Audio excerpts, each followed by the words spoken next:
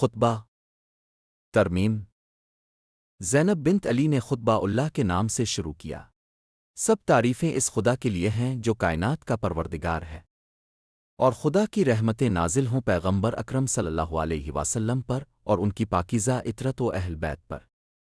اما بعد، بالآخر ان لوگوں کا انجام برا ہے جنہوں نے اپنے دامن حیات کو برائیوں کی سیاہی سے داغدار کر کے اپنے خدا کی آیات کی تکذیب کی اور آیات پروردگار کا مذاق اڑایا۔ حق کا انکار کرنے والوں کو مہلت دی۔ العمران 178 میں فتح مکہ کی طرف اشارہ ہے کہ رسول خدا صلی اللہ علیہ وسلم نے ابو سفیان، معاویہ، قریش کے بزرگ افراد اور اپنے دشمنوں کو بخش دیا تھا اور فرمایا تھا جاؤ تم آزاد ہو۔ پھر اس آیت کو زینب بنت علی نے استعمال کیا۔ اے یزید، کیا تو سمجھتا ہے کہ تو نے ہم پر زمین کے گوشے اور آسمان کے کنارے تنگ کر دیے ہیں اور رسول صلی اللہ علیہ وسلم کی الکو رسیوں اور زنجیروں میں جکڑ کر در بدر پھرانے سے تو خدا کی بارگاہ میں سرفراز ہوا اور ہم رسوا ہوئے ہیں؟ کیا تیرے خیال میں ہم مظلوم ہو کر ذلیل ہو گئے اور تو ظالم بن کر سر بلند ہوا ہے؟ کیا تو سمجھتا ہے کہ ہم پر ظلم کر کے خدا کی بارگاہ میں تجھے شان و مقام حاصل ہو گیا ہے؟ آج تو اپنی ظاہری فتح کی خوشی میں سرمست ہے، مسرت و شادمانی سے سرشار ہو کر اپنے غالب ہونے پر اترا رہا ہے، اور خلافت کے ہمارے مسلمہ حقوق کو غصب کر کے خوشی و سرور کا جشن منانے میں مشغول ہے۔ اپنی غلط سوچ پر مغرور نہ ہو اور ایوش کی سانس لے۔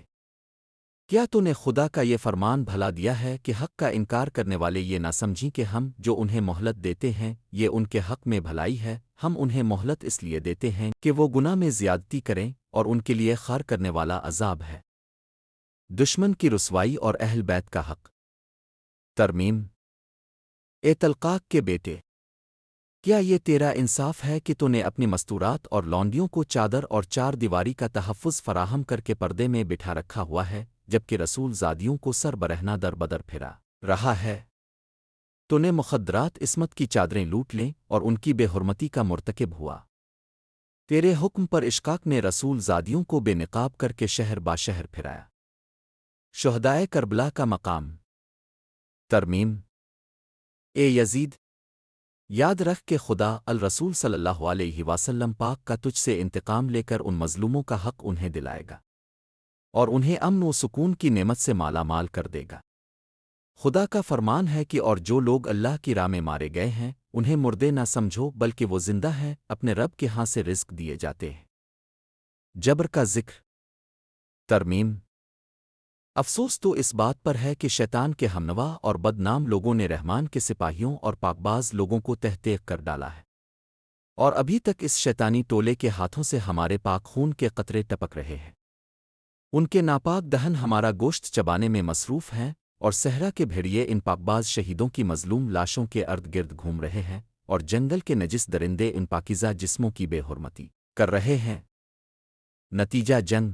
ترمیم تو یزید، جتنا چاہے مکر و فریب کر لے اور بھرپور کوشش کر کے دیکھ لے، مگر تجھے معلوم ہونا چاہیے کہ تو نہ تو ہماری یاد لوگوں کے دلوں سے مٹا سکتا ہے اور نہ ہی وہی الہی کے پاکیزہ آثار نکال سکتا ہے۔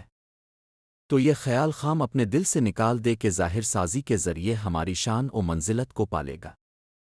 تو نے جس گھناؤنے جرم کا ارتکاب کیا ہے اس کا بدنما داغ اپنے دامن سے نہیں دھو پائے گا۔ تیرا نظریہ نہایت کمزور اور گھٹیا ہے۔ تیری حکومت میں گنتی کے چند دن باقی ہے۔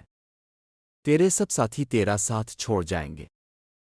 تیرے پاس اس دن کی حسرت و پریشانی کے سوا کچھ بھی نہیں بچے گا جب منادی ندا کرے گا کہ ظالم و ستم گر لوگوں کے لیے خدا کی لعنت ہے۔